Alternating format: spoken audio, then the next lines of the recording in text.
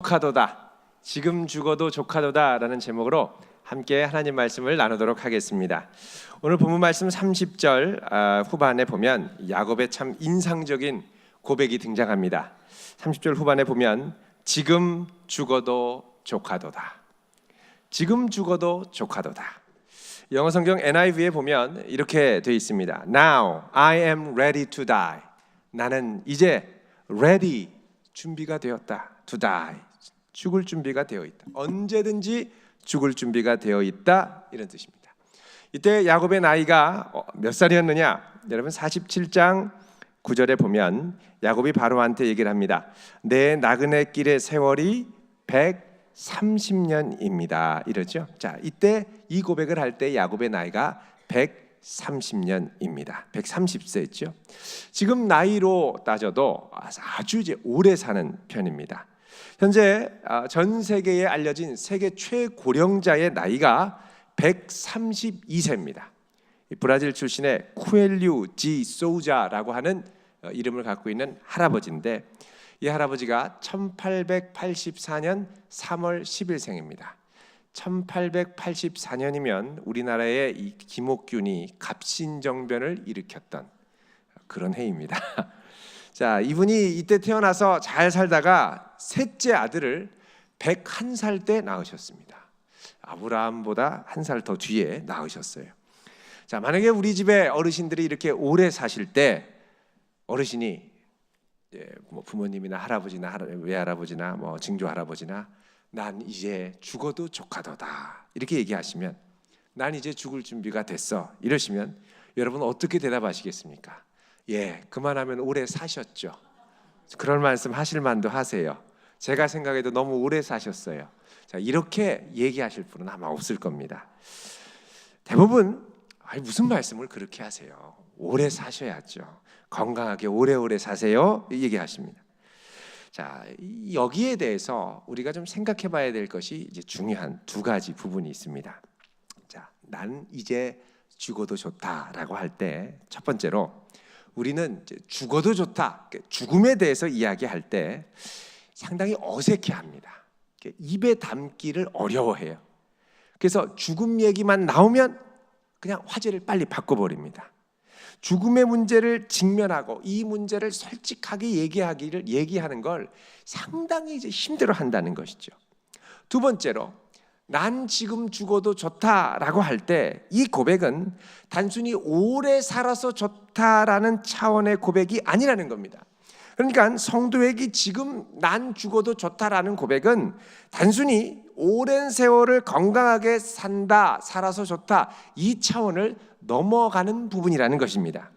그렇다면 우리가 이 문제들을 좀 더 구체적으로 생각해 볼 필요가 있습니다. 자, 먼저 우리가 난 죽어도 좋다라고 할 때 이 죽음에 대해서 어색해하고 회피하고자 하는 마음, 우리 보통 이제 오늘날 시대를 이제 웰빙 시대라고 얘기를 합니다. 잘 사는 것, 그죠? 근데 요즘에는 그 베이비 부머 세대들이 대거 이렇게 은퇴하고 또 사람들의 수명이 점점 늘어나면서 고령화 사회로 우리가 이제 진입을 하고 있습니다. 그래서 이제 우리 사회가 웰빙 얘기를 더 이상 하지 않고 웰 에이징에 대해서 얘기를 합니다. 웰 에이징 하면 건강하고 행복하게 늙어가는 삶을 말하는 것이죠. 그래서 요즘 우리 사회에는 은퇴 이후의 삶에 대해서 많은 고민을 하고 또 건강하게 오래 즐겁게 사는 것에 대해서 참 많은 이야기들을 합니다. 건강에 좋은 음식, 뭐 건강에 좋은 운동 많이 얘기를 하죠. 그런데 우리가 이제 이 웰 에이징까지는 얘기를 많이 하는데 여기까지만 얘기를 하고 그 다음 단계 웰 다잉, 잘 죽는 것, 잘 죽어가는 것, 또 건강하게 죽는 것에 대해서는 그렇게 말을 많이 하지 않더라는 것입니다. 이게 금기시하는 사회적인 분위기가 형성이 되어 있습니다. 우리는 마치 죽음이라고 그러면 큰일이 일어날 것처럼 걱정을 하고 생각을 합니다. 그래서 죽으면 끝장이다, 큰일 난다, 절대 죽으면 안 된다, 이런 생각이 우리 안에 있다는 것입니다. 그래서 이 생의 마지막 순간에 있는 이 말기 환자나 또 건강이 노쇠하게 된 어르신들 같은 경우에 건강이 오락가락하면 우리는 어떻게든 이분들을 병원으로 데려가서 응급실이라도 데려가서 일단 살려내려고 하지 그분의 죽음을 자연스러운 생의 한 국면으로 받아들이고 그분이 마음 편안하게 마지막의 생을 맞이할 수 있도록 집안에서 이렇게 준비시키려고 해드리지를 않습니다. 집안에 계신 걸 못 견뎌합니다. 어떻게든 병원으로 모시고 가려고 그러죠. 그래서 우리나라에서도 예를 들면 의과대학 같은 데서 이제 공부를 가르칠 때 보면 이 교수님들이 하는 말이 이런 말씀을 하세요. 우리나라의 의학 공부는 어떻게든 살리려고 하는 치료 중심의 의학을 배운다는 거예요. 그러면서 이제 소홀히 하게 되는 게 있는데 그건 뭐냐? 죽음이 가까울 때, 실제적으로 생의 마지막 국면이 가까워서 죽음이 가까울 때 이걸 기꺼이 받아들이고 죽음을 잘 맞이할 수 있도록 돕는 좋은 돌봄의 치료, 이걸 이제 웰케어라고 합니다. 웰케어 중심의 치료를 잘 가르쳐주지 않고 또 배우지 않는다는 것입니다. 그게 죽어갈 때는 이게 삶의 자연스러운 한 과정이면 오히려 이 고통을 좀 경감시키면서 남은 시간을 고통 때문에 신경 쓰지 않고 주어진 시간 동안 주변에 있는 사람들과 아름다운 의미 있는 시간을 보내고 대화를 나눌 여유, 이것 자체를 잘 허용하지 않는 분위기라는 것입니다. 오히려 어떻게든 살리려고 그러고 그러다 보면 몸이 받아들이기 무리한 치료를 강행하게 되고 그러다 보면 몸의 저항력을 떨어뜨리게 되고 상태를 더 악화시키게 된다는 것입니다. 그리고 사회의 분위기가 이 죽음 자체를 터부시하다 보니까 금기시하다 보니까 환자가 죽으면 의사의 입장에서는 실패했다고 여기는 분위기가 많다는 것입니다. 그래서 내가 돌보던 환자가 죽었으니까 난 무능한 의사야 이렇게 생각을 많이 한다는 것입니다. 그래서 일단 오면 일단 몇 개월이라도 살리고 며칠이라도 살리고 봐야지 그래야 실력 있는 의사, 좋은 의사 이렇게 생각을 사회에서도 하고 본인들도 그렇게 생각을 하더라는 것입니다. 전에 어떤 국회의원 부인이 몸이 안 좋아서 병원에 갔습니다. 국립암센터에 이제 서울에 있는 국립암센터에 입원을 했습니다. 의사가 아주 권위자입니다. 진찰을 해보니까 말기인 거예요. 손을 쓸 여유가 없습니다. 그래서 솔직하게 국회의원이니까 의원님 이게 참 이 상태가 이러니 남은 시간 차라리 죽음을 준비하시는 게 좋을 것 같습니다. 얼마 남지 않았습니다. 솔직하게 의사로서의 의견을 그대로 전달해 줬습니다. 자, 이 말을 전해주니까 우리 의원님께서 흥분을 하시더니 의사 멱살을 붙들고 아퍼커트, 레프트 훅, 라이트 훅을 날리시는 거예요. 못 견디겠다는 거예요. 살리러 왔지 그 소리 들으러 왔냐는 거예요. 그러니까 우리가 이 생각과 의식 구조가 어떻게든 살아남을 생각만 하지 죽는다는 것, 내 곁을 떠난다는 것 이거 한 번도 생각을 안 하는 겁니다. 이게 언뜻 들려고 그래도 그 생각을 아예 외면해 버린다는 것입니다. 그러니까 죽는다는 말만 나오면 당황하고 흥분하고 분노하는 것입니다. 우리가 이걸 받아들이는 법을 배우고 수용을 할 수 있어야 되는데 이게 수용이 되지 않는 거예요. 우리가 자꾸 죽는다는 것을 이렇게 회피하다 보면 어떻게 되냐? 죽음에 대해서 친숙하지 않게 되고 죽음을 우리 삶의 한가운데가 아닌 자꾸 이 주변부로 밀어내게 된다는 겁니다. 자, 그러다 보니까 죽음에 대해서 잘 모릅니다. 우리가 죽음에 대해서 그나마 아는 게 몇 가지 있습니다. 첫 번째는 누구나 죽는다. 안 죽는 사람은 없죠. 두 번째, 혼자 죽고 빈손으로 죽는다. 아무리 많이 쌓아둬도 다 놓고 가야 됩니다. 그리고 혼자 죽어요. 그 다음에 세 번째는 죽는 데는 순서가 없습니다. 내가 먼저 갈 수 있고 옆에 있는 사람이 먼저 갈 수 있고 순서가 없습니다. 자, 요거 빼고는 우리가 죽음에 대해서 알 수 있는 게 거의 없습니다. 언제 죽을지도 모르고 어디서 죽을지도 모르고 어떻게 죽을지도 모릅니다. 우리가 살면서 많은 것들은 우리의 통제 안에 두지요. 내 생각과 내 뜻대로 좌지우지가 됩니다. 그런데 죽음만큼은 통제가 잘 안 돼요. 그런데 통제가 잘 안 되는 죽음을 우리의 통제 안에 끌어들이려고 하면 그 다음에는 well dying이 아니라 painful dying이 됩니다. 고통스럽게 죽어가는 거예요. 그래서 우리 삶에 꼭 필요한 것이 well-being에 이어서 well-aging 그리고 바로 well-dying이라는 것입니다. 이걸 받아들이고 인정할 수 있어야 됩니다. 주님 나를 부르시면 오늘 밤에라도 툭 털고 언제든지 그분 앞에 갈 수 있다. 이런 생임을 인정하고 받아들일 때에 우리의 삶에 충만한 은혜와 삶의 기쁨과 의미를 경험하게 됩니다. 요즘 일본의 이 미야자키라고 하는 이 도시에서는 엔딩 노트라는 것이 유행을 하고 있습니다. 운동처럼 벌어져요. 엔딩 노트라는 게 뭐냐? 자기의 마지막 죽음을 정직하게 직면하고 내 생의 마지막 순간에 있을 때 내가 어떻게 할 건가를 결정하는 노트입니다. 그래서 이 노트에 보면서 나한테 회복 가능성이 없어 보일 때 어떻게 조치할까? 예를 들면 인공호흡기를 댈 것인가? 심장 마사지를 받을 것인가? 연명 조치를 할 것인가? 인공호흡을 하고 나면, 그리고 이제 인공호흡기를 달고 나면 영양분을 공급받을 것인가? 수분을 공급받을 것인가? 연명 치료를 할 건가? 이런 거를 다 미리 결정을 하는 겁니다. 또 가족들에게 하고 싶은 말도 다 적어 놓고요. 또 혼수 상태 때 나 자신을 대신해서 판단을 내려줄 사람의 이름도 적고 그 사람의 비상연락처도 적어 놓게 되어 있습니다. 자, 이런 거 쓰라고 그러면 우리 같으면 상당히 거북스럽습니다. 불편해요. 다음에 하면 안 될까? 이런 생각을 합니다. 이것은 아직 우리 안에 이 죽음을 받아들이기보다는 밀어내고 거부하고 혐오하는 마음이 많이 있기 때문에 그렇습니다. 근데 놀라운 건 이 죽음을 우리가 수용하기 시작하는 순간부터 우리의 삶이 달라지더라는 것입니다. 놀라운 선물이 주어지게 됩니다. 그건 뭐냐? 오늘이 예전에 누리던 오늘 같지 않은 거예요. 너무 소중한 오늘. 내 주변의 사람도 늘 보던 그 사람이 아니라 너무나도 내게 소중한 사람이 되더라는 것입니다. 하루하루가 충실하고 충만한 은혜로 채워지는 은혜가 주어지더라는 것입니다. 오늘 본문 말씀 보면 야곱은 이렇게 얘기를 합니다. 지금 죽어도 족하도다. 우리 30절 같이 읽어보겠습니다. 시작. 이스라엘이 요셉에게 이르되 내가 지금까지 살아있고 내가 내 얼굴을 보았으니 지금 죽어도 족하도다. 아멘. 자, 이 고백을 하고 야곱이 바로 죽은 게 아닙니다. 야곱은 이 고백한 다음에 17년을 더 삽니다. 그러니까 죽음을 수용한다고 지금 죽어도 족하도다고 그래서 그냥 죽는 게 아닙니다. 더 살아요. 충분히 더 살 수 있어요.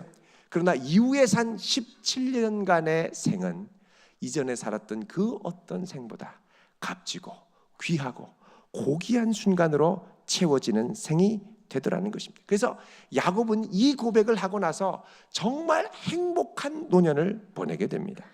자, 그렇다면 우리는 야곱이 지금 죽어도 족하도다라고 했던 이 고백의 의미가 좀 더 구체적으로 무엇을 의미하는가를 생각해 볼 필요가 있습니다. 자, 야곱이 이 고백을 한 것은 자기가 오래 살아서가 아닙니다. 물론 오늘 이 30절의 고백을 보면 그토록 사랑하던 아들을 다시 만난 충만한 기쁨, 이게 큰 원인이 됩니다. 그러나 여기서만 그치는 게 아닙니다. 야곱은 아들 요셉을 만나기 전에 하나님께 예배를 드리며 하나님께서 이제 내 자손들이 애굽에 가서 거기서 나의 언약을 이루는 풍성한 생육하고 번성하는 역사를 이루게 될 거다, 이 약속을 받았죠. 다른 말로 하면 야곱은 이 모든 역사를 통하여 내 생 가운데 약속받은 하나님의 언약, 이것이 성취되고 있고 온전히 이루시는 하나님의 역사가 분명히 함께 하신다는 확신을 갖고 있었기 때문에 자기의 생을 향하여 지금 죽어도 좋다고 고백할 수 있었습니다. 뿐만 아니라 야곱은 이 마지막 순간에 하나님의 약속이 어떻게 성취되는가를 목도합니다. 먼저는 사랑하는 아들 요셉, 죽은 줄 알았는데 다시 살아났고, 이 아들이 정말로 온 세상을 다스리는 애굽의 총리가 돼서 모든 이들이 와서 무릎 꿇고 절을 하죠. 뿐만 아니라 한때 이 요셉을 팔아넘겼던 유다, 제일 못된 형 유다가 이제는 완전히 변화가 돼서 모든 형제를 하나로 모으고, 뿐만 아니라 오늘 말씀 여러분 28절 보십시오. 읽어보겠습니다. 시작. 야곱이 유다를 요셉에게 미리 보내어 자기를 고센으로 인도하게 하고 다 고센 땅에 이르니. 자, 이제 야곱이 누구를 전령으로 보냅니까? 유다를 보냅니다. 먼저 앞서 보낸다는 건 제일 신뢰하고 사랑하는 아들을 보낸다는 것입니다. 예전에 형제들이 목 부축하러 양치러 갔을 때 이 아버지는 종을 보낸 게 아니라 사랑하는 아들 요셉을 형들에게 보냈었죠. 그렇게 보냈다가 형 중에 유다가 팔아넘기자 충동해서 팔아넘겼습니다. 그런데 이제는 유다가 대신 가서 요셉에게 인사를 하고 아버지의 오시는 소식을 전해줍니다. 자, 이걸 통해서 모든 형제들이 회복되고 모든 관계들이 회복되고 또 이렇게 해서 믿음의 명문 가문을 이루어 가시는 하나님의 역사를 보면서 야곱은 마음에 충만한 감사함으로 넘치게 됐습니다. 자, 29절 읽어봅니다. 시작. 요셉이 그의 수레를 갖추고 고센으로 올라가서 그의 아버지 이스라엘을 맞으며 그에게 보이고 그의 목을 어긋맞춰 안고 얼마 동안 올매. 꽉 안으니까 이제는 하나님이 모든 것을 다 이루셨구나. 내 아들까지 살려주시고 총리로 삼으시고 모든 그분의 약속을 이루셨구나. 이 모든 걸 이루신 하나님께서 이제 내 손이 미치지 않는 먼 미래와 후손의 일까지도 그분의 능력으로 반드시 이루어 가실 것이다. 이러한 하나님을 향한 신뢰와 소망 중에 어떤 고백이요? 이제 죽어도 좋다. 이 고백을 할 수 있었던 것입니다. 신약성경에도 보면 이것과 비슷한 고백을 하는 분이 등장합니다. 여러분 누가복음 2장 29절을 한번 보겠습니다. 누가복음 신약성경 2장 29절입니다.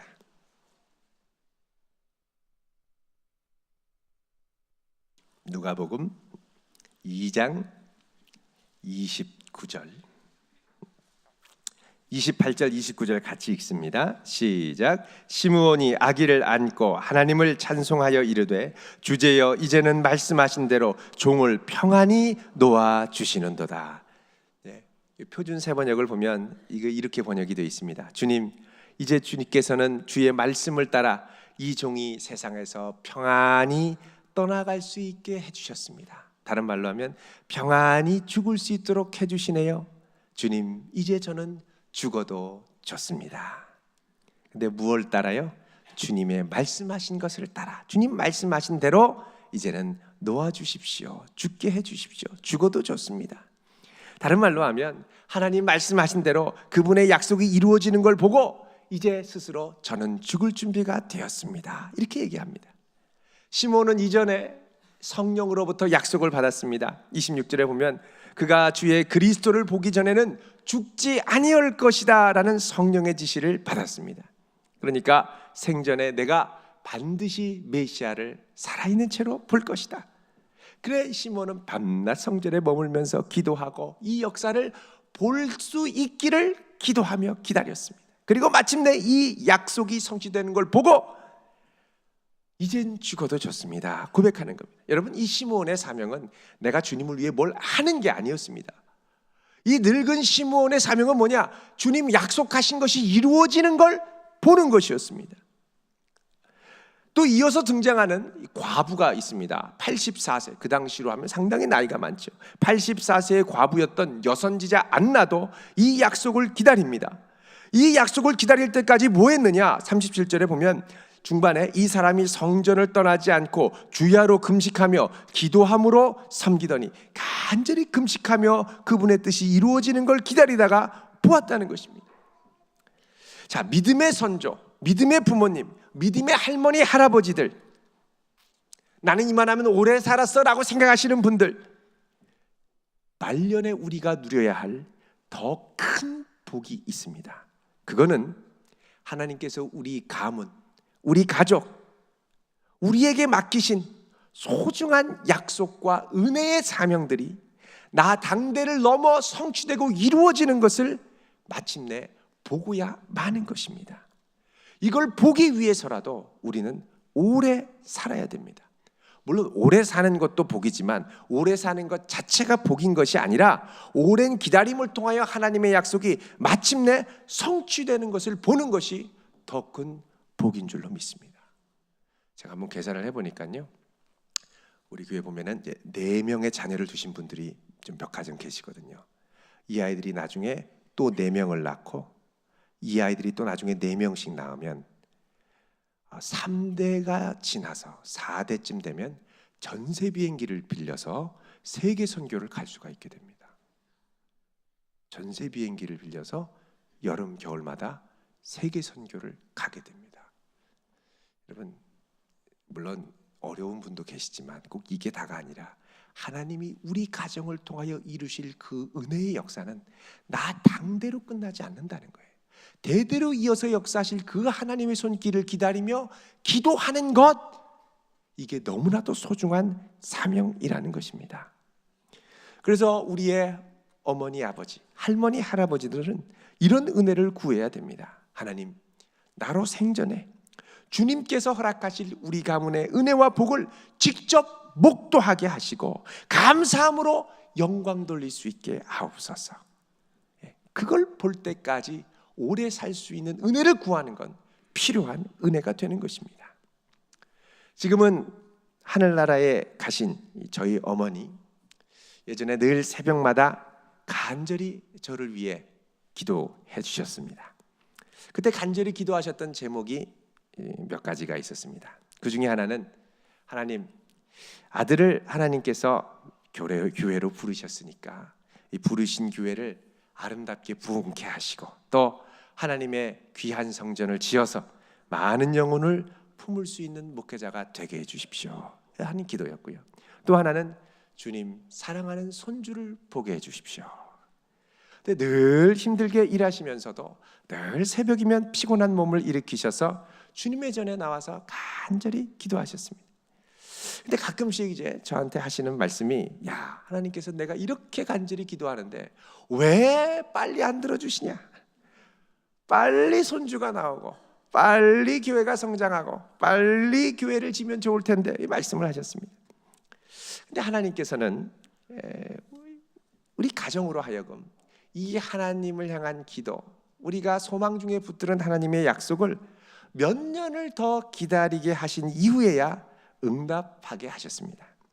어머니의 간절한 기도를 들으시고 응답을 해주신 것입니다. 그러나 안타깝게도 저희 어머니께서는 살아생전에 이 모든 것들이 성취되는 것을 볼 수 있는 은혜를 허락받지는 못하셨습니다. 돌아보면 참 이 부분이 아쉽고 안타깝습니다. 살아계셔서 이것들을 보시면 얼마나 기뻐하시고 감사하셨을까. 여러분, 아름답게 늙어가는 은혜, 웰 에이징의 은혜가 바로 여기에 있습니다. 아름답게 늙어간다는 건 내가 꼭 무엇을 이루어내야 한다는 것이 아닙니다. 꼭 무엇을 열심히 성취하는 것만이 아닙니다. 오히려 나이 들수록 더 많이 성취하려다가 골병듭니다. 그러니까 나이가 들수록 우리는 하나님의 뜻이 나의 기도를 통하여 이루어지는 것을 기다리고 그분의 역사를 목도하는 것, 이것이 큰 은혜인 줄로 믿습니다. 나를 향한 우리 가정과 우리 가문을 향한 명문 가문을 이루어 가시려고 하는 하나님의 뜻이 놀라운 신비로 이루어지는 것을 지켜보면서, 이게 바로 이제 웰 에이징, 아름다운 나이 들매 축복을 경험하는 것입니다. 이런 은혜를 모두 다 경험할 수 있기를 바랍니다. 자, 이런 은혜를 맛보면서 우리는 하나님께서 내 제한된 육신의 생을 넘어서 나와 우리 가문을 인도하시고 자자손손 이어질 우리 가문을 위하여 반드시 약속하신 것을 성취하실 것이다, 이것을 믿음으로 고백하며 나아가야 됩니다. 요 고백이 있어야 우리가 웰 에이징을 넘어서 그 다음에 뭐로 가냐? 웰 다잉까지 갈 수가 있습니다. 이제 죽어도 좋다. 자, 이 고백이 전적으로 우리의 고백이 될 때 우리의 삶은 이전에 경험하지 못했던 풍성함을 경험하게 됩니다. 전에 미국의 한 심리학자가 재미있는 실험을 하나 했습니다. 자, 공동묘지에 갔어요. 공동묘지에 가서 여러 사람들하고 이제 장례식에 왔겠죠. 이 사람들하고 있다가 이제 우연히 실수로 하면서 노트북을 툭 떨어뜨렸습니다. 사람들이 어떻게 떨어뜨렸네요 하고 도와주고 주워주겠죠. 또 밖으로 갔습니다. 공동묘지하는 일반 사람들이 많이 있는 곳에 이렇게 가다가 또 어이구 하다가 또 뚝 노트북을 떨어뜨렸습니다. 또 사람들이 또 주워줬겠죠. 그런데 공동묘지에 있는 사람들이 많이 도와줬을까요? 그냥 보통 거리에 있는 사람들이 많이 도와줬을까요? 공동묘지에 있는 사람들이 40%나 더 많이 도와주더라는 거예요. 왜 그러냐? 공동묘지가 주는 죽음에 대한 자각. 나는 언젠가 죽을 인생인데 내 인생이 뭐 별거가 있냐? 그러면서 다른 사람에 대한 공감, 연민이 커지면서 그들이 내 삶 가운데 들어올 수 있는 공간을 허락해 주더라는 것입니다. 여러분, 우리 바쁘게 살지 않습니까? 바쁘면 다른 사람들이 내 삶에 이렇게 들어오는 게 힘들고 괴롭고 짜증납니다. 신경질 나죠. 그 바쁠 때는 뭐 아무것도 다른 사람 만나기도 싫습니다. 자, 이러다가 죽음에 대한 것들을 받아들이면서 옆에 있는 사람들의 공간을 인지하게 되고 이 세상도 이전보다 다르게 보이게 된다는 것입니다. 게다가 성도에게는요, 웰다잉이 끝이 아닙니다. 웰다잉 넘어가 있습니다. 잘 죽고 나면 해보다도 더 밝은 광명 가운데 우리를 사랑하고 기다리시는 하나님 아버지를 우리가 만나게 될 것입니다. 또 우리보다 먼저 떠났던 수많은 사랑하는 사람들을 바로 그곳에서 보게 될 것입니다. 요한계시록 21장 3절 중반부터 4절까지를 보면 이런 약속이 있죠. 우리 한번 보겠습니다. 요한계시록 21장 3절 중반부터 보라부터 같이 읽겠습니다. 420쪽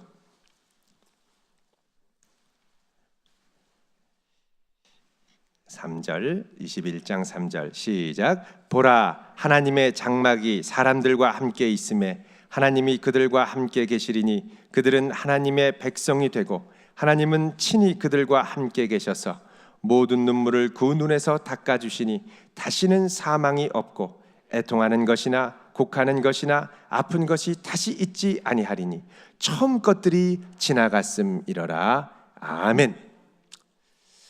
세계 3대 아주 유명한 의학 저널 중에 하나가 랜싯이라고 하는 의학 저널이 있습니다. 여기 논문 실기가 참 어렵습니다. 인터넷 같은 데 보면 랜싯의 논문 싣는 방법을 막 물어보고 이렇게 하면은 될 가능성이 있어요. 뭐 이렇게 대답하는 것도 있습니다. 자, 여기 이제 이 랜싯에 보면 최근 들어서 이제 재밌는 논문들이 이제 실리는데 이제 임사체험, 죽음에 관련된 논문들이 서서히 이제 실리게 됩니다. 이걸 근사체험이라고도 하죠. 죽음에 근접한 체험이라는 것입니다. 자, 예를 들면 어떤 논문에 보면 네덜란드 병원에서 심폐소생술을 해서 다시 살아난 344명의 사람 환자들을 조사를 했습니다. 근데 그 중에서 18% 그러니까 62명이죠. 62명이 근사 체험을 이 와중에 한 것으로 보고가 되고 있습니다. 이게 죽었는데 하고 딱 보니까 내가 올라왔는데 저 밑에 죽어 있는 내 몸이 있는 거예요. 옛날에 전설의 고향에서 많이 보셨죠. 그런 거 요즘 없습니다만 어쨌든 이게 보는 거예요. 그러더니 갑자기 긴 어둠의 터널을 쫙 빨려 들어가서 한참을 가다가 밝은 빛으로 앞에 터널이 있어서 쫙 가서 밝은 빛이 밝다 하고 쫙 가려고 하는데 갑자기 찌익 이게 전기로 찌익 해서 으악 하고 다시 쫙 빨려 들어서 자기 몸으로 돌아왔습니다. 끝까지 좀 보면 좋은데 그렇게 살아난 사람이 62명. 그게 신기하지 않습니까? 이게 어떻게 된 거냐? 다 증언들을 하면 그 이상이 있다는 거예요. 그게 어떤 학자가 이거는 분명히 이제 뇌가 이제 의식 작용이 물론 심장은 멈췄지만 의식 작용을 하면서 착각을 일으키면서 작용한 걸지도 몰라. 그렇게 해서 심폐소생술을 할 때 이 수술대 위에 전등 위에 이 잡지 타임지를 위에 이렇게 올려놨습니다. 그러니까 수술대 밑에 있으니까 위에서는 안 보이는 거죠. 아무도 그 위에 뭐가 있는지 모릅니다. 누가 아냐? 정말 이렇게 올라가 본 사람만 그걸 보는 거예요. 딱 올려놨는데 심폐소생에서 이제 나중에 살아난 사람한테 물어봅니다. 그럼 그렇게 살아났다면 혹시 수술대 전등 위에 있는 잡지를 보신 기억이 있으세요? 그때 하는 말이 그거 타임지 몇 년 몇 월절 거잖아요. 그게 수술대에 왜 있나 신기해서 한참 보다가 갔어요. 이러는 거예요. 물론 성도들에게 이거는 당연한 겁니다. 영혼이 있고 죽음 이후의 삶이 반드시 있죠. 근데 뭐냐? 의학계에서도 서서히 죽음 이후에 무엇인가가 있다라는 걸 감지하는 분위기로 조심스럽게 형성되어 가고 있다는 것입니다. 자, 우리를 예수 그리스도의 은혜 안에서 부르신 하나님께서 우리의 생을 향한 계획을 반드시 이루어 가실 것입니다. 삶도 그분의 것, 죽음도 그분의 것. 나를 이 땅에 보내셨다면 반드시 이룰 목적이 있으셔서 보냈고, 내가 지금 보니까 그 계획이 착착착 이루어지고 내 후손까지 그분의 손에 붙들린 거 보면 나는 이제 죽어도 좋다는 거예요. 여한이 없다는 거예요. 하나님이 이루어 가실 걸 확신한다는 믿음의 고백이 바로 이젠 죽어도 좋다라는 고백으로 나오게 되더라는 것입니다. 더 나아가서 이스라엘 가족을 향한 하나님의 뜻이 성취되는 것은 단순히 한 가문의 차원이 아니라 교회의 차원으로 확장이 됩니다. 왜냐하면 이스라엘 가문은 구약의 교회와도 같기 때문에 그렇습니다. 야곱의 가문은 하나님의 언약을 성취하는 통로였고 이제는 그 통로가 교회를 통하여 이어지고 있습니다. 야곱의 형제들이 다시 만나고 다시 이스라엘의 영광이 회복된 것은 마치 신약시대에 잃어버리고 흩어졌던 성도들이 다시 모여 하나님의 백성들이 함께 모여 아름다운 교회를 이루고 부흥의 역사를 이루고 교회의 영광이 회복되는 것과 같다는 것입니다. 우리가 이 교회의 은혜, 교회의 영광, 교회의 부흥을 꿈꾸며 애쓰고 기도해야 합니다. 애쓰기도 해야 되지만 중요한 것은 기도하며 목도하며 그 영광의 부흥의 현장을 볼 수 있는 은혜, 이것도 우리에게 중요한 은혜인 줄도 믿습니다. 우리 어르신들 보면 이제 교회에 무슨 도움이 되려나, 몸도 늙고 힘들고 건사하기도 힘든데 내가 이게 와서 이게 부담되는 건 아닌가? 아니라는 거예요. 이분들에게는 기도하며 하나님의 역사가 성취되고 부흥의 역사를 보는 것을 목도할 수 있는, 목도해야 하는 사명이 있다는 것입니다.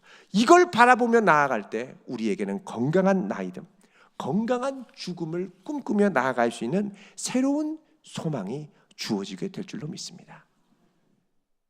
우리의 삶과 죽음이 그분의 손에 있습니다. 그분이 나를 이 땅 가운데 내셨으면 반드시 그분의 뜻을 이루어 가실 것입니다.